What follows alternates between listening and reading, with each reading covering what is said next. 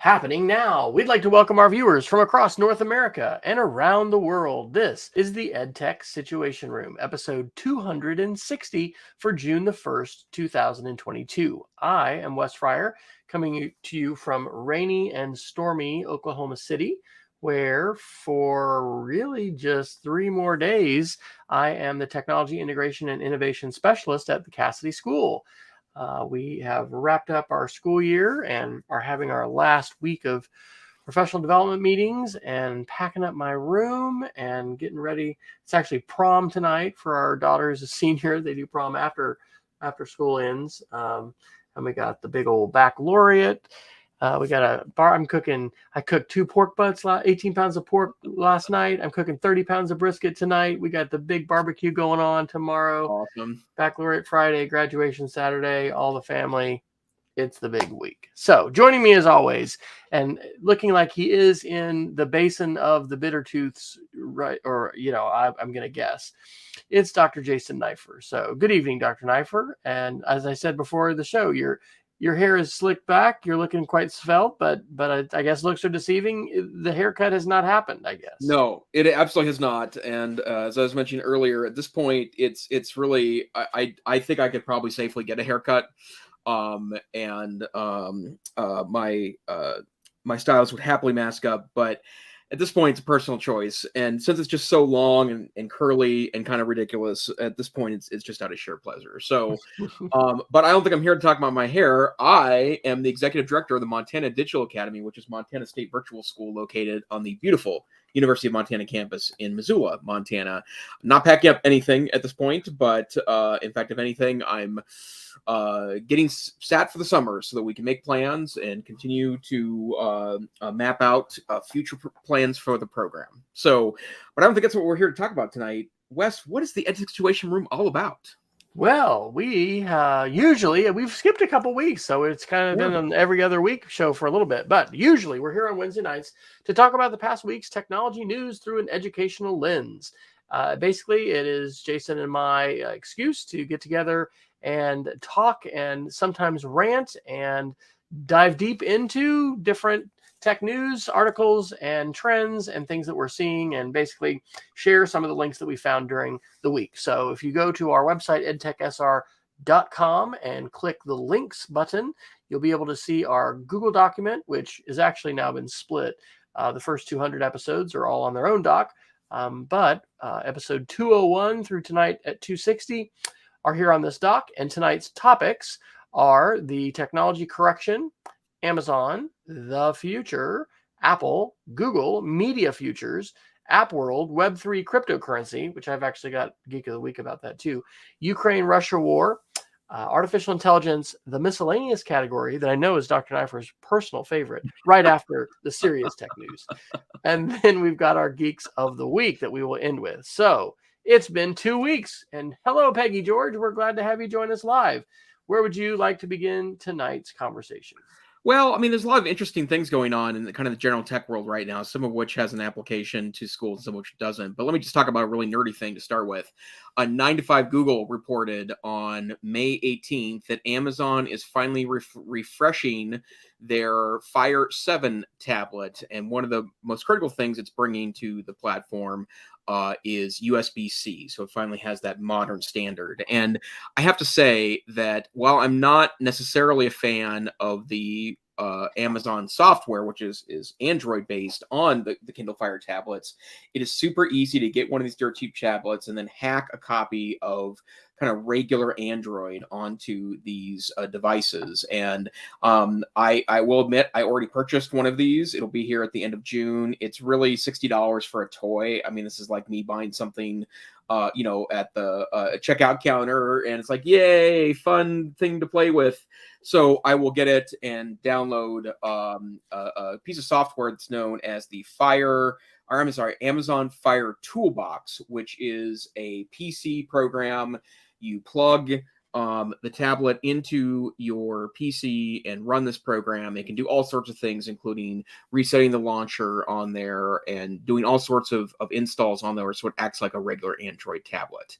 And I must say that if you are looking for a dirt cheap tablet that you don't care if you lose, you don't care if it ends up under a tire, you don't care if it gets dropped, it's pretty hard to beat either the 7-inch or 8-inch or the 10-inch Amazon Fire tablet, especially if you hack on the operating system so that you can run the Android Google Play Store, so you can install all the different apps on it. Now, is Google underwriting the cost of that with advertising that would normally, if you don't hack it, would show, kind of like the Kindles do, where you're always seeing a new book ad? It depends on the version of the Kindle that you get. But yeah. I think you mean Amazon, right? What did I say? Yeah, Google. So, oh yeah, no, sorry, I meant Amazon Kindle. I mean, Google already gets a part of it anyways. But the part we have a few things going on in our lives, so please continue to correct me as I say the complete opposite of what I'm. Yeah. And now I'm just going to stumble into an error too. But yes, it's exactly that. You can buy an ad version for, I think it's a good $20 cheaper than the ad-less version. And I have to say that if all you're doing is watching TV on mainstream streaming apps and reading ebooks on your Kindle, the ads aren't all that intrusive. I mean, you have to understand you are buying an Amazon device, which means there's a bunch of tracking on here that will feed directly into the Amazon beast. But, if you're comfortable with that, or if you're doing it on other platforms anyways, it's pretty hard to beat a $60 tablet for consumption purposes. This is not going to be the place to edit your surprise Academy Award shorts nominee. Like, it's not going to be that, but it's a pretty compelling device for $60. And the fact that it's now the modern USB-C standard makes it that much better. So I've got a segue to that with USB-C. We've actually got USB-C in several articles tonight. This one's down to our Chrome category, but we talked a number of months ago, actually, about some of the hazards and perils of USB-C and how, all chargers are not created equal. It is a great, unifying platform as far as being able to have power, being able to, have greater speeds, certainly than USB-A. But this is an article from The Verge on May the 27th. Chromebooks will now tell you when you're using the wrong USB-C cable. And I think this is fantastic. It's one of the things I think you had warned us about, Jason, was just watch out, because you can actually fry your device. I mean, this could be phone, maybe more so. But anyway, it is possible that plugging in the wrong wattage or rated USB-C cable, especially since it's power, right, could actually be harmful for your device. So I think that kind of smart intelligence is a good thing. And I'm continuing to love USB-C. I've got an iPad Pro that I actually have to give back to school, and it's one of the iPads that uses USB-C. But it's lovely because, not that I've traveled a lot, but I have gone on a couple trips now. I just take my USB-C charger, and it charges my iPad. It charges my my Mac laptop. So I'm glad to see Google bringing that to the intelligence of the Chromebook. Yep, me too. Okay, where would you like to go to next, sir? Hey, let's just cover all the USB-C articles. Okay. New category. This is our normal, order. But under Apple, and I think you've put these articles in here.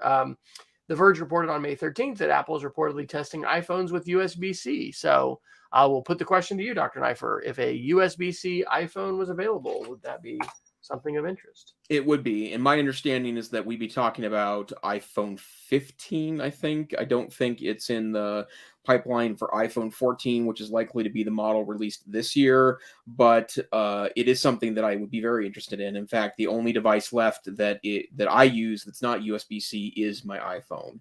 I have bought a couple of the little disc chargers, the MagSafe chargers from Apple.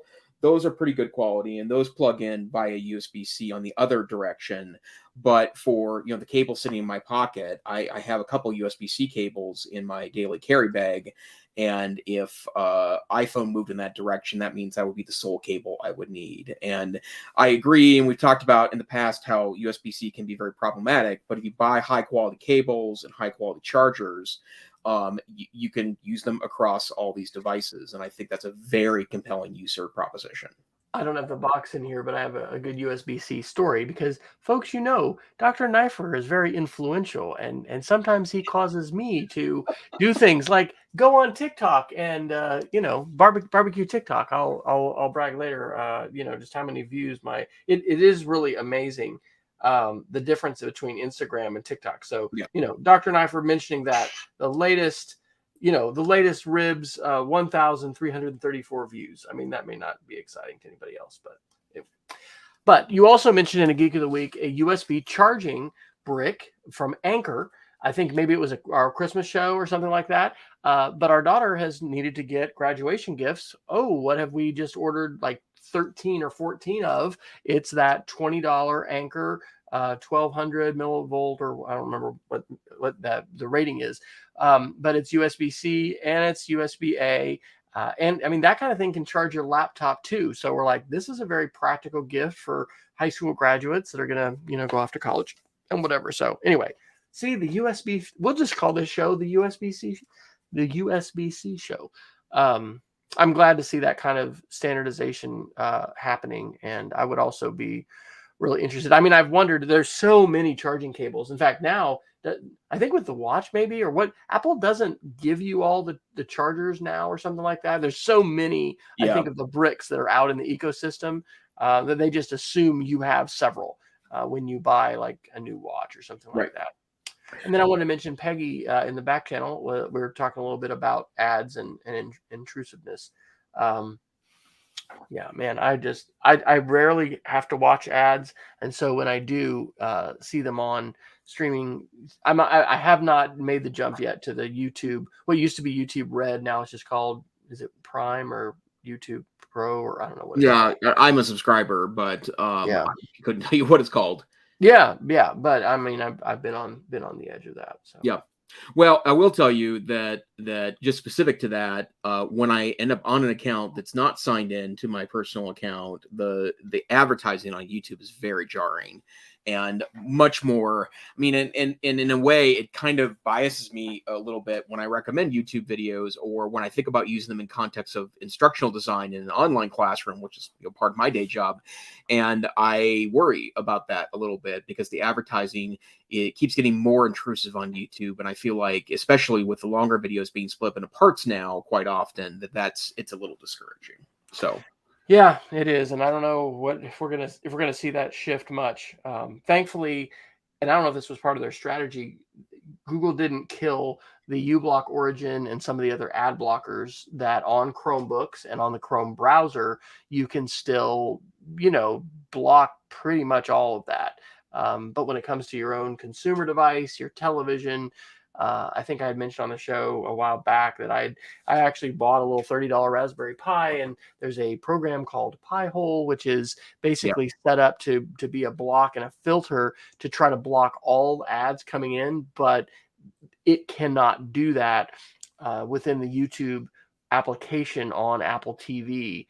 The Google engineers are too savvy as far as being able to find ways to, basically they put the content server, the advertisement servers are on the same content servers, and so you can't like just block server X because it's an ad server. So anyway, all of that is continuing, and we're continuing to live in a very advertisement and data driven computing environment where it is possible to pay for elimination of advertisements in different cases. And I definitely love my Spotify, and I love being a subscriber for different things, but it gets expensive, and it's a good thing to audit, which is something else we've talked about. All right, we don't have to talk about all USB-C articles tonight. Well, yeah, let's do that Chromebook article, because I think that's a good direction forward. Chromebooks will now analyze and tell you if you have a poor USB cable. That's part of this process. So it's another good feature. And I have to say, I am back in Apple world, but I obviously keep a Chromebook or two always at hand, and the operating system is getting so slick. Like it's getting a lot more polish, and I feel like that the capability they're adding is solid each and every version. Yeah. All right. Well, hey, I'd like to jump down to an article that you had started an AI category, and so I put this one in there.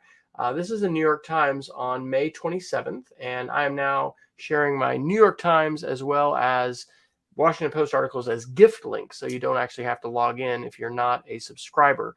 The title of this article is "Accused of Cheating by an Algorithm and a Professor She Had Never Met: An Unsettling Glimpse at the Digitization of Education." We have talked on the show about, the pandemic Proctorio, which is this company that has made a lot of money. And our daughter, who has just finished her junior year of college, has experienced some of this where there's surveillance technology that watches you and you cannot, leave your screen. And in this case, the situation that's described is that this Florida teenager is taking a community college biology class. They were using not Proctorio, a product the school was called Honor Lock, and it flagged her as acting suspicious. It uses Amazon's facial detection tool called Recognition, that is REK, Recognition. And the accusation was that she was looking away from her screen, too often. And it describes, well, actually her at the end, she says, well, let me see if I can read what it says. All suspicious behavior is now reviewed by one of the company's approximately 1,300 proctors. They say they're going through rigorous training, etc. But the teenager, whose name is being held anonymously, we don't know her name, graduated from Broward College this month. She remains distraught at being labeled a cheater and fears it could happen again. Quote, "I try to become a mannequin during tests now." Just basically staring at the screen and not looking at anything else. Man, there's another article that I have about data collection of minors during the pandemic. But I definitely don't think this is a great trend that we're seeing in educational technology. And Dr. Neiffer, I'm sure at the Digital Academy, this is an issue which comes up in terms of academic integrity and honesty and things like that. So had you heard of this service? Yeah, Honor Lock. Yeah, Honor Lock. Have you heard of that before? Yeah, I have, and I've probably seen demos of all the ones that are listed at the beginning of that article. And I mean, I'm of so many minds here and we've utilized a number of strategies, including human proctoring, requiring human proctoring in local schools. We have tried one of these products and decided to stop using it because it did feel like it ever so slightly had the creepy factor. We've also tried to work to make objective testing less of a part of our assessment and look at more performance-based assessments and things that really can't be plagiarized, at least in a non-noticeable manner. We also utilize plagiarism analysis software with written items too to try to kind of put this balance. It's a hard one, and I have no clear answer here. And part of it is that I don't think the answer is that learning should only be about things that can't be plagiarized, because I think that's a little problematic, and I think it also misunderstands the process of learning to a slight bit. But at the same time, everything can't always be human proctored, and there is some argument to be made that monitoring is a good thing and should at least be part of the larger assessment regime. I have no clear answer to this, but I think these are the kinds of questions, especially now that we are seeing the light at the end of the tunnel, I hope, on the larger pandemic, that as we start to sort through all strategies utilized in the last 2 years to help deal with the global pandemic as it regards to classroom instruction and assessment, we need to start having these critical conversations. And unfortunately, I don't think there's a clear answer, and there's not going to be until we figure it out as a learning community.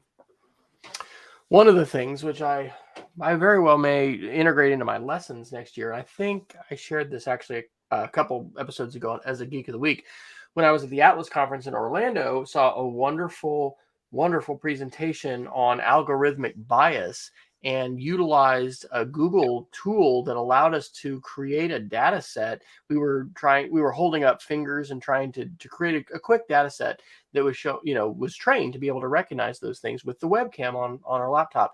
But just this idea of algorithmic bias, trying to reduce what Neil Postman called technopoly, but we see it a lot now with AI. In fact, I don't think I have this article, but there was a really excellent article I read this last week about how we need to be actively combating the tendency to just, oh, it's the artificial intelligence, oh, it's this all powerful, it's like the all-knowing great and powerful Oz or whatever. There's just a lot of limits to these technologies. The people who are creating them are flawed. The data sets are not complete. And in some cases, we are giving over a large amount of responsibility and power to these algorithms. And so, yes, I think the conversations about assessment and about the kinds of learning interactions that we want to have, those are all very healthy and important. And hopefully one of the outcomes of the pandemic won't be the normalization of that kind of surveillance and kids having to, pretend to be mannequins because they're just fearful that if they take their eyes off the screen, they're going to be accused of being a cheater. Sure, absolutely. All right. I will drop the link to the Anker portable charger, by the way, the 313 power bank. I'll drop that in if anybody is interested. Where would you like to go next, sir? Well, let's talk through some every article on that tech correction list is a rabbit hole.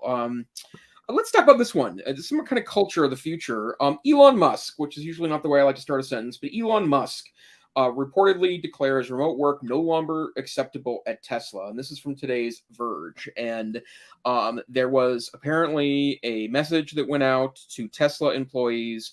Let's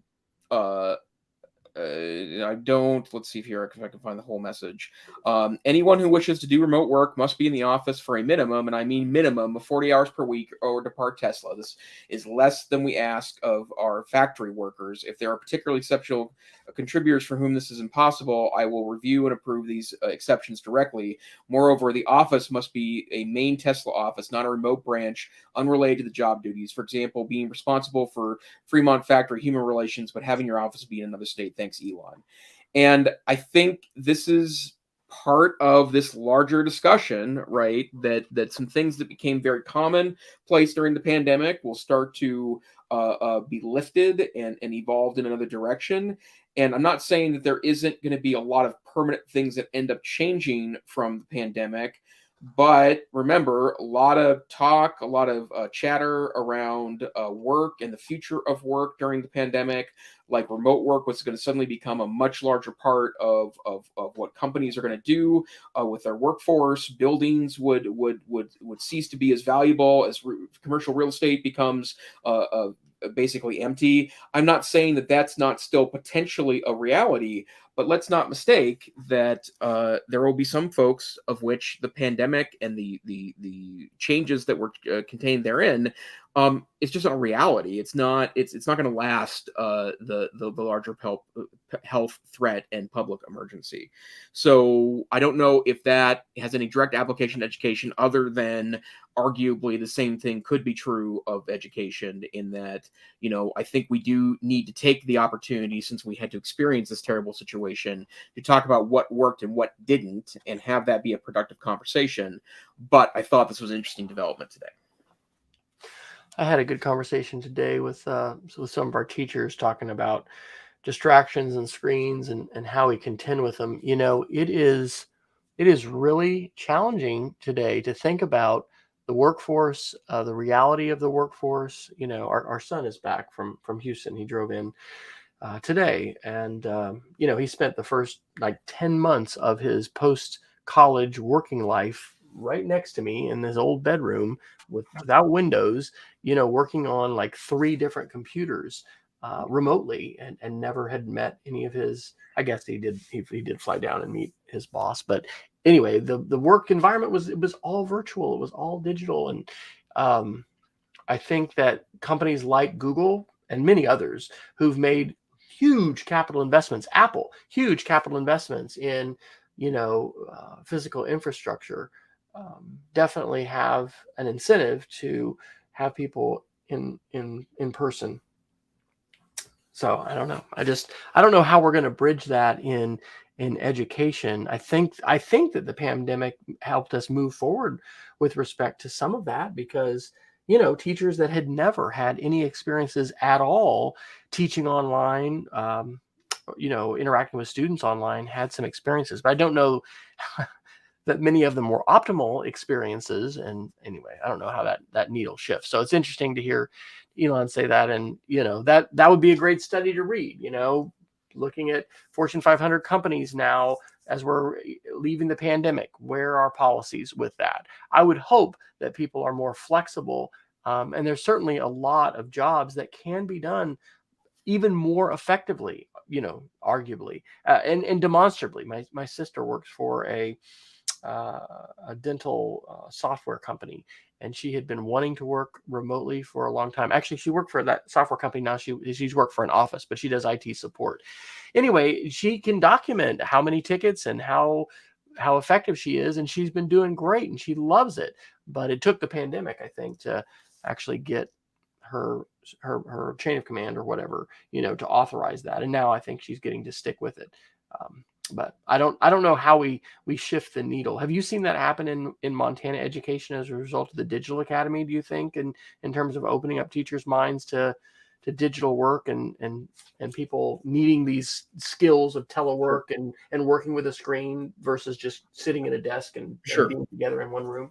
Well, certainly, the 130 or so teachers we work with a year have become effective advocates for the power of distance learning education. And one of the things that I think is really critical about this discussion, I don't think we've talked a whole lot about the distance learning environment, despite my day job, but I think part of what, at least I perceive of this, I get a little worried when people say that the distance learning or online learning is the future of education. I don't think it is. I don't think it isn't either. But what I think is that we have the opportunity, technology affords us opportunities to give expanded choices to students, including access to distance learning environments. And while not every kiddo really wants to be an online learner, we have fairly persuasive evidence in our program that they're generally satisfied with the offerings. This semester, it's another higher number for us since the pandemic.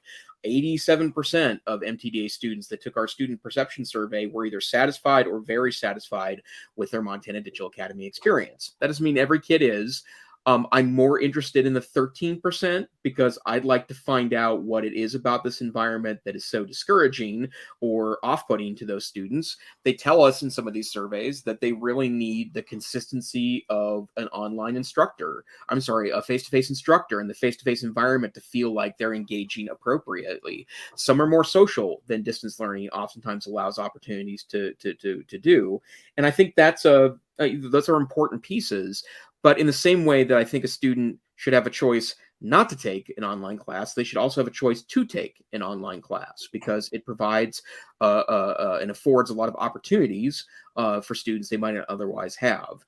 Maybe not even ways that you're thinking about. A lot of Montana Digital Academy students aren't taking an online class to take less work, although I would argue that generally speaking, it is as or more time consuming to be in a distance learning class, but rather they're taking it to free up their schedule to follow other passions. The number of students we have that want to take a third or fourth period in the music department or want to take another art class or want to take off early during the day to do an internship or perhaps do a part-time job that is in a future field that they plan to work in is a good percentage of our students. And I like to think, and I feel very strongly that giving students those choices and those opportunities is an important part to help our students head in the right direction in their lives. So that's where I think, I would hate to give up those flexibilities and opportunities for students because distaste of distance learning, because of hastily put together, sometimes unfortunate situations because of lack of resources or training. Teachers, I think, can't argue they didn't leave it all in the field the last 2 years because obviously we got this far, and I think most students are generally headed in the right direction. We've got work to do, but they're generally headed in the right direction, I think. But I think we have to be realistic that we need to continue to refine these types of learning environments. And it's so important to not paint with too broad of a brush. It's easy to do this in a lot of different contexts, but oh yeah, I took a distance learning course. Oh yeah, I know about distance learning and distance ed online. What was it? When I was the director of distance learning at our College of Education at Texas Tech for 5 years, one of the things that I lobbied for mildly, not in a super strong push way, but I wanted us to have our syllabi for our different courses online, just so that kids could see what the differences were, because we had in the same college completely different experiences where you were basically in a computer aided instruction taking courses and in WebCT at the time, and sort of just teach yourself, take the exams, you're done with the class, minimal interaction, in fact almost no interaction at all with the instructor, versus some highly interactive hybrid classes that were both synchronous and asynchronous. There was so much, so many differences. So I know that there's some, I've heard of some schools, districts requiring an online course as a graduation requirement. I don't know if there's states that are doing that. I think that we should look at professional development for teachers, having some online components. I know that, we've got a lot of teachers taking advantage of, because of the pandemic, online offered professional development. But I think that in addition to taking professional development, when you have a chance to teach, there's so many good conversations to have about how is it that I want my kids to learn this material? How am I going to present this? How am I going to assess it? How am I going to have my students process it to try to own it? And how can I, make their thinking visible and get a glimpse into what they're learning and thinking about? All of those kind of things I think are so good, and we really should be doing more in the way of ongoing professional development. It needs to be a part of pre-service teacher education, and certainly there's a higher likelihood that students in colleges today are going to be having hybrid and online experiences as part of their preparation program and their degree programs. But I think that there's a lot of work that needs to be done with respect to teachers. Anyway, because there's just a lot of traditional, hey, pandemic's over, we're back to the old days. I don't know if that happens in Montana, but let me just tell you that's happening in some other parts of the country. Elsewhere, you might say. That's right. Don't know where, but some other places I've heard about. All right. Let's see. I think I put a couple other Google articles in here. This one from The Verge today. I think this is exciting, but I'm not going to hold my breath. Google is combining Meet and Duo into a single app for voice and video. One of the things that Google has been criticized for, I would say very justifiably, is having just all these different products and not necessarily having all of them, tie together with a common strategy, and then different kind of communication strategy. Was it Google Wave? Remember that? Did you ever try Google Wave? And anyway, just experiments, which can be good. But what I think is interesting about this one, so Google Meet, especially during the pandemic for schools, became a massive platform. That was our primary platform, although we had some teachers on their own, using Zoom. Our school endorsed and supported platform was Google Meet. Google Duo has been more for messaging. One of the things that they're trying to do, and it talks about the head of this, and his name is Javier Soltero, the head of Google Workspace. I like this. Our digital lives are filled with a million different chat apps, each with its own rules and norms and contact lists, some for work, some for personal.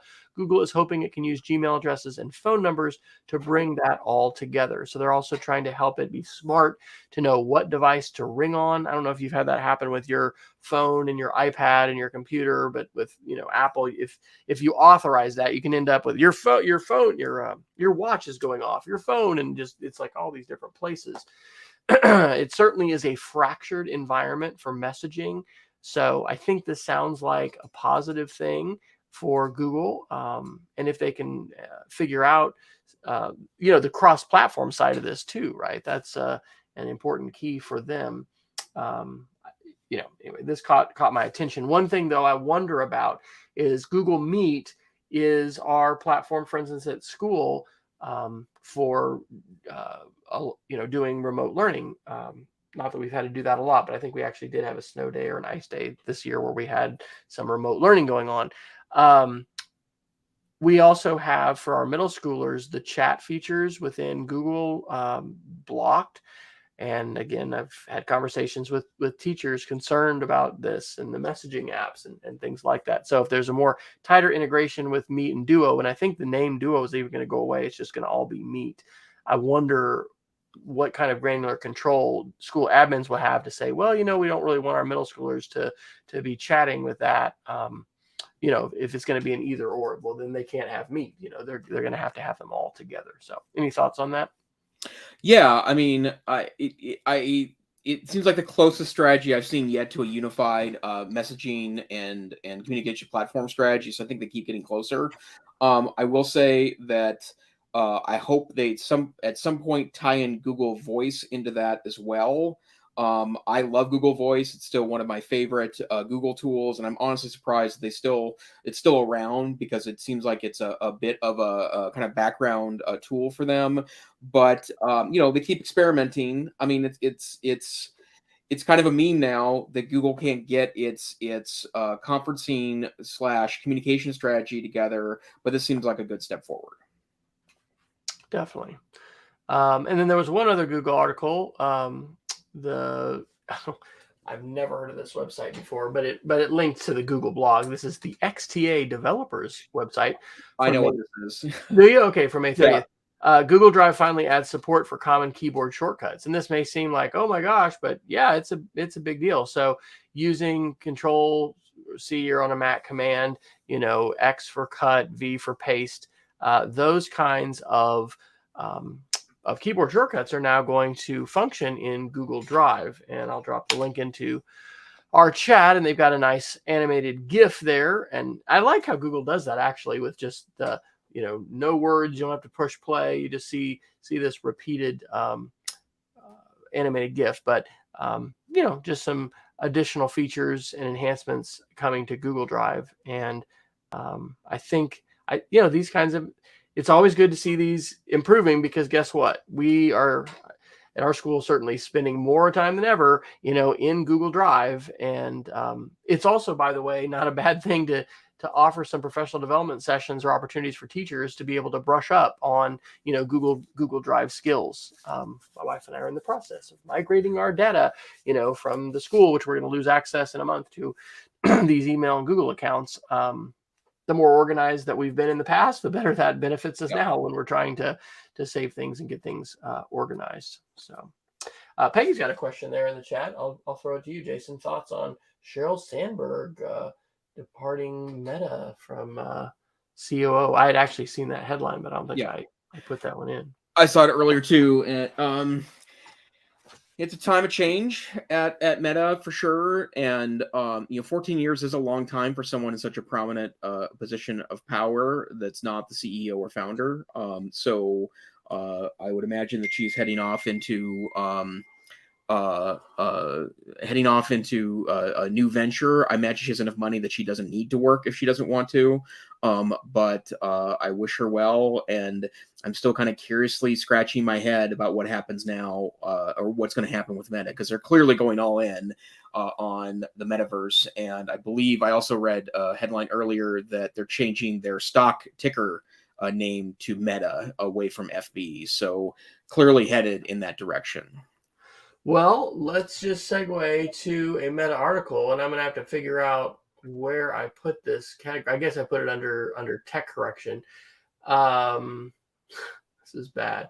So this is Business Insider on May 30th, and the shorter headline, there's a longer headline, which I'll read the longer headline.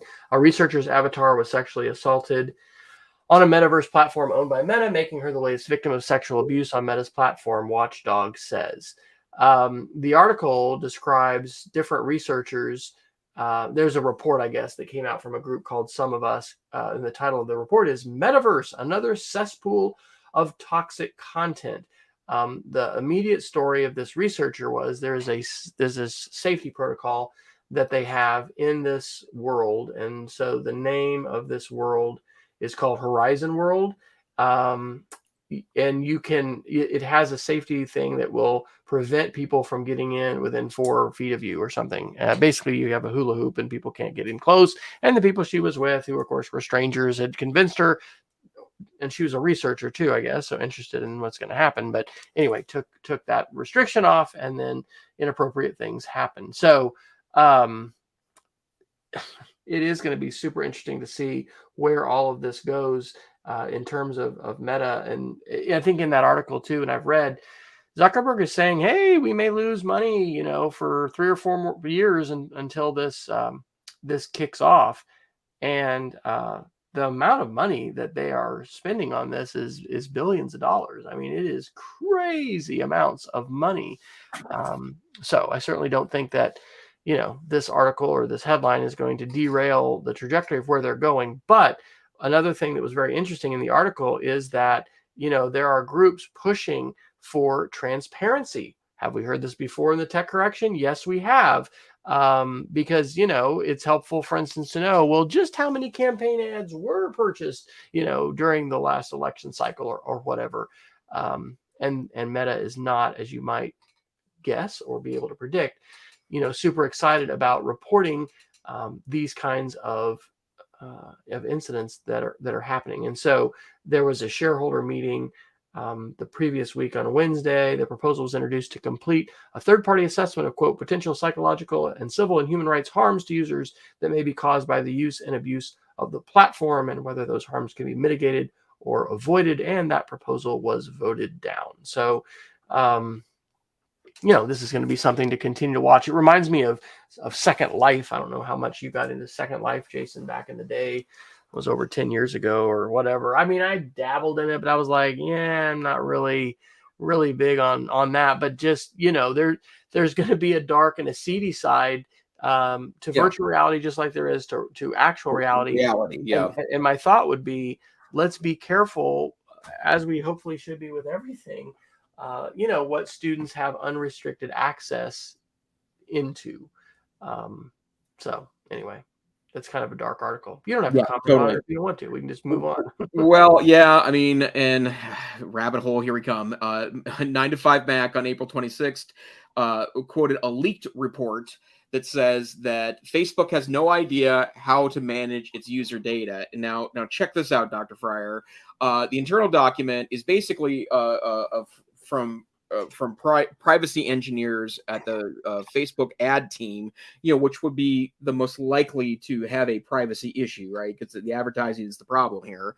And basically, the engineers detail how Facebook could deal with local regulators asking for new privacy measures to protect user data. However, according to the report, even Facebook engineers agree that the company has no control over how user data is managed internally. The Facebook ad team warned the social networks directors that the company would have a hard time promising governments, in other words, complying with regulation, any changes in these aspects. And quote the report directly, "We do not have an adequate level of control and explainability over how our systems use data, and thus we can't confidently make controlled policy changes or external commitments such as we will not use X data for Y purposes," wrote the report's authors. And yet, this is exactly what regulators expect us to do, increasing our risk of mistakes and misrepresentation. And if that doesn't tell you everything you need to know about how complex this is, and also how kind of scary this is, that's it. Wow. Well, when we get to my Geek of the Week, I was listening to a podcast where some folks were talking about, Facebook imploding just be based not on the behavior of others, but just the behavior of its own employees and leadership. And this would seem to support that kind of an idea. So, I really don't have a lot of faith in Facebook's treatment of data or the future that they would take us into, or just about anything. I will say I love using Facebook and being able to connect with people and keep up with them. I mean, it's a good thing. I took out all the posters in my classroom, and my host mother in New Zealand, who I'm connected to on Facebook, made a little nice comment about, hope your New Zealand posters will make it into your next classroom. And I mean, there is no way I'd have that kind of interaction, absent Facebook. It may seem like a small thing, but those things can really be a quality of life enhancer. But totally. I hope. Are you on Mastodon, by the way, yet? Have you? Not yet. I almost set up one last weekend, but I feel like it's kind of where actually I might be headed here. Well, let me tell you that it feels a little bit, and I've heard other people say this in Mastodon, like the early Web 2.0 days, because you have a much smaller group of folks using Mastodon. And for those of you that do not know about Mastodon, Mastodon is a federated Twitter. Basically, it's a federated social network that is very Twitter-like and allows you to, just like email, anybody can set up their own server. You can join servers that are moderated by different people, different organizations have different rules, and you can communicate just like we do with email with anybody who's in the Mastodon universe, whatever server they're on. So there is a link to my Mastodon account, which I set up, I don't know, a couple years ago and haven't really used a whole lot, but I'm checking in with it every once in a while. And there are people, Ben Wilkoff. I know Peggy will remember Ben from his, was it called 6-second videos or 8-second videos for learning or whatever. He basically did a Vine-like, K-12 online, which is still one of my favorite presentations of all time. He's like totally shut off Twitter. He's used some kind of GitHub app to archive his own copy of all tweets that he's ever sent. And he is done, as he says, with the bird site. And he is, we've actually had him on early on in the history of the show, I think, because he tuned in a little bit. I think we scared him off because we like, hey, it's Ben, come on live on our show. But anyway, it's cool to see that kind of innovation happening. But Facebook, we need to see continued innovation around social media. I don't know if we're going to see a company, and that's of course why they have such value, have the reach across demographics and international boundaries, and just Facebook is huge. But there's also some fun to being in a social network that involves a smaller community of folks, and in this case, it's sometimes a lot of the educational tech geeks and people that are sharing that kind of stuff, and it's not commercialized in the way that Twitter is. So I think you should set up a Mastodon account, Dr. Neiffer. Jump in. Yeah, clearly, because I don't have enough nerdy things to do on my weekends. So should we do some Apple stuff? Because there's one article I really want to talk about before it gets too old. Definitely.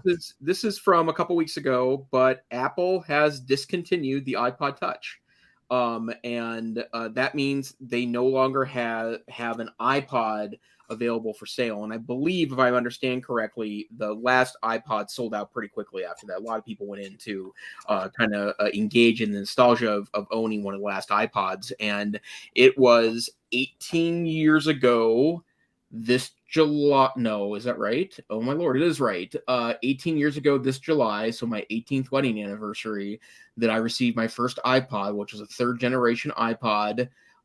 It had the click wheel and the buttons and the LCD screen that was monochrome, and it held all the music in my pretty large music collection, and it absolutely blew me away. And it was really the start down the rabbit hole that eventually kind of put me into the Apple universe. And I've actually, and I think I mentioned this a couple of years ago during the first year of the pandemic, I had refurbished a number of older iPod Touches, or not iPod Touches, iPods, like first, second, third, and fourth generation iPods.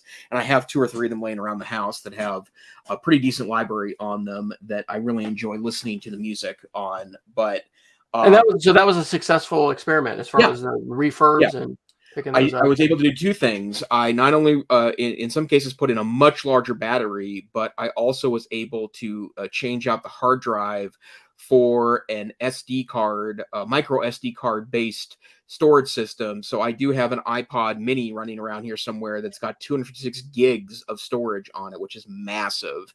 That's a huge music library and probably many weeks, if not years, of music that I can play. But, it loses a little bit. It's harder to search and such. And you can't, use your Spotify collection on there because those are streamed. And you can't talk to it and tell it to play a song.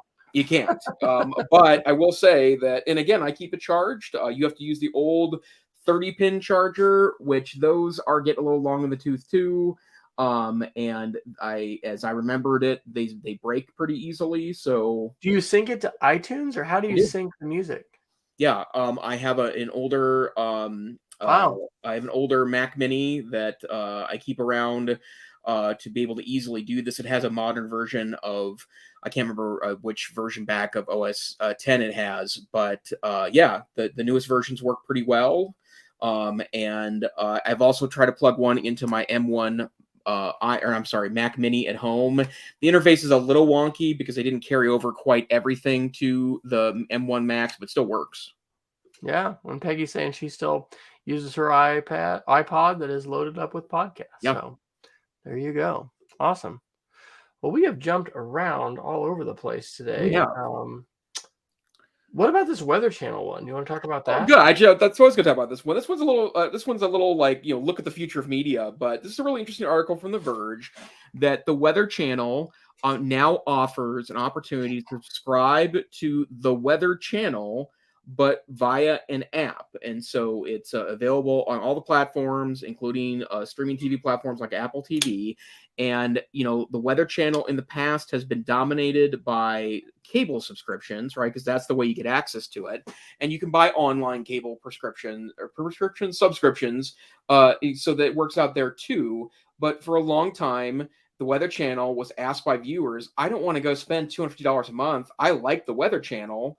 Can you sell it to me cheaply via a streaming app? And the answer is yes. It's $2.99 a month. And this article really struck me because I've always hated the cable model. Like, obviously 30 years ago, it was super interesting because, I grew up for many years in a 3-channel household. It was such a part of my existence that we could get Spokane channels where I grew up in Great Falls, Montana, that you had to have a good antenna to get them, but it would have all the network programming a couple hours later because they're in a different time zone.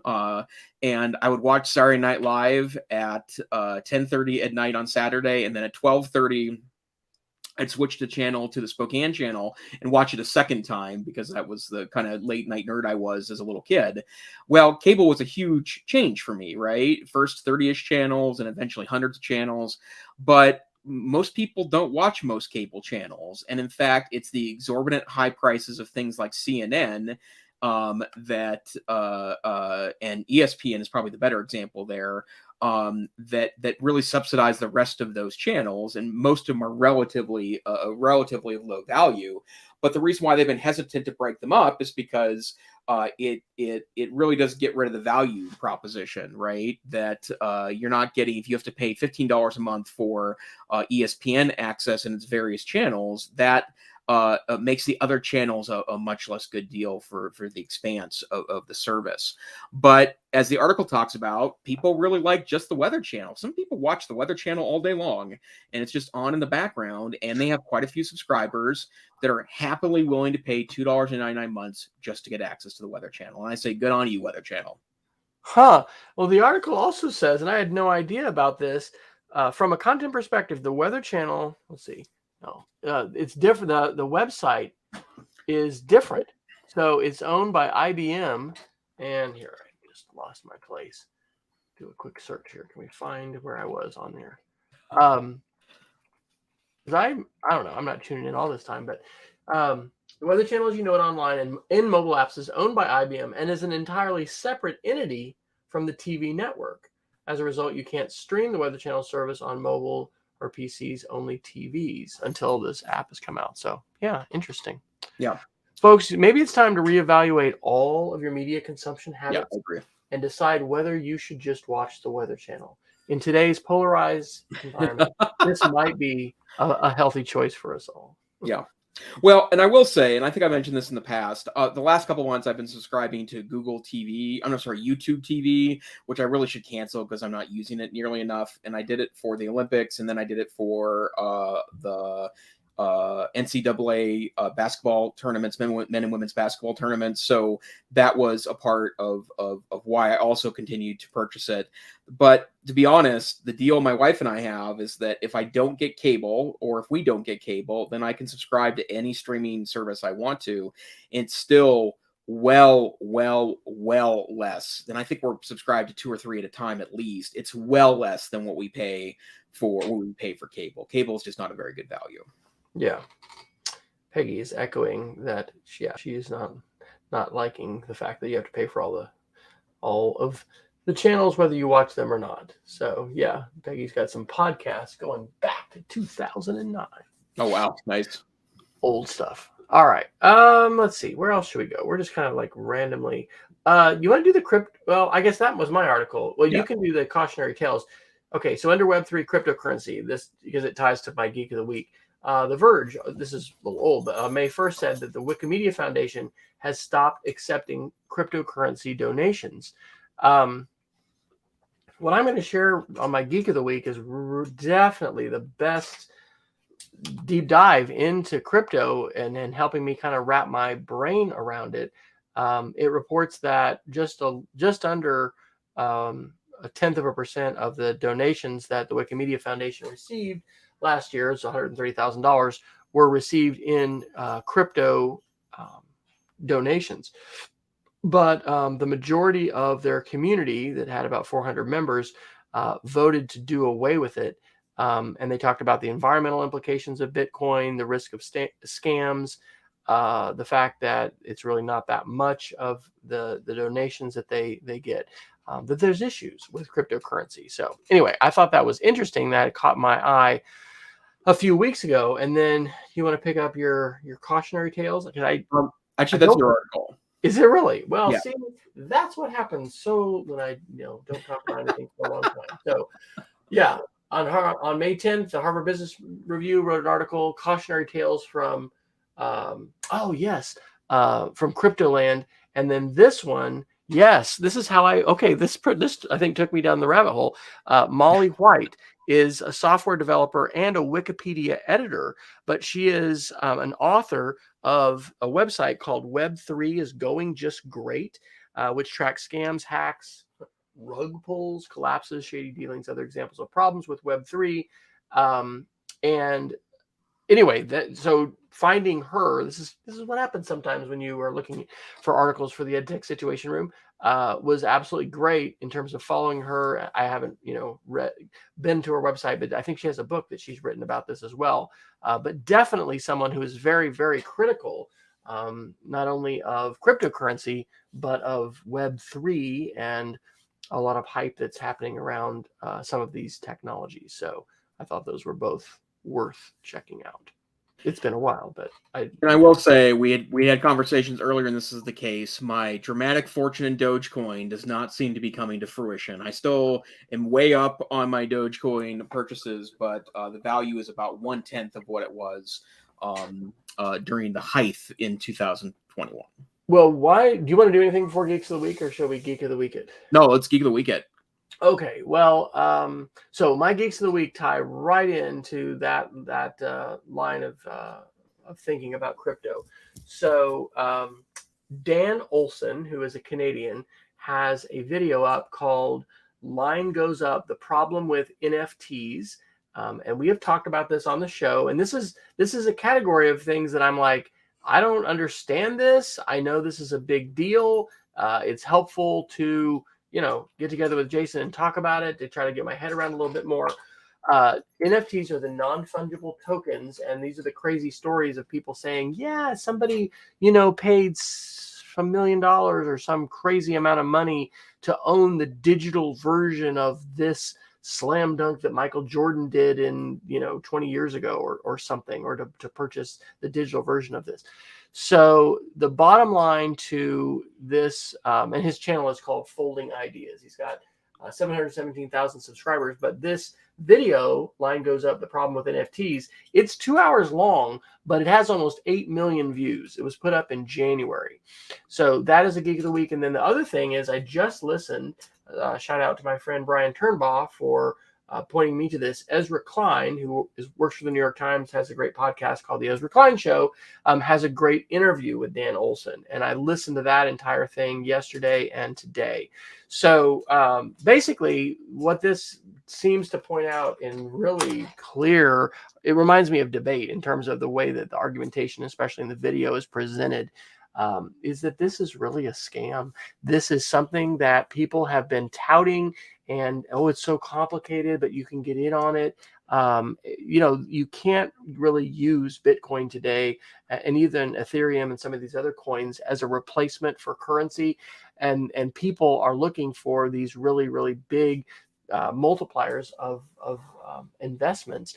And so anyway, I recommend it. It really does point out how there's so many commonalities between other kinds of, I don't know, Ponzi schemes or just different kinds of scams that people have tried to push in time. And he's extremely articulate. And if you just want to look at it as a study of like a documentary video produced by,